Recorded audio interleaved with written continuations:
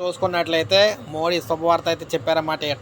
ఎట్టకేలకు ప్రధానమంత్రి మోడీ గారు శుభవార్త అయితే చెప్పడం జరిగింది. ఎప్పుడెప్పుడా అని ఎదురు చూస్తున్న ఎన్నికల తాయిలాలు అయితే వస్తూ ఉన్నాయి ఒకటి ఒకటి బయటికి. ఇప్పుడే ప్రజలకు శుభవార్త అయితే చెప్పారు. గ్యాస్ సిలిండర్ ధర భారీగా తగ్గింపు. గ్యాస్ సిలిండర్ ధర భారీగా తగ్గించడం అయితే జరిగింది. మహిళా దినోత్సవం సందర్భంగా కేంద్రం కీలక నిర్ణయం తీసుకుంది. వంట గ్యాస్ సిలిండర్ ధరను ₹100 తగ్గించింది. ఈ మేరకు ప్రధాని మోడీ ట్విట్టర్ వేదికగా తెలిపారనమాట. కాగా నేడు అంతర్జాతీయ మహిళా దినోత్సవం సందర్భంగా మహిళలకు ప్రధాని మోడీ శుభవార్త అందించారు. వంట గ్యాస్ సిలిండర్ ధరను ₹100 తగ్గిస్తున్నట్లు ట్విట్టర్ వేదికగా మోడీ తెలిపారు.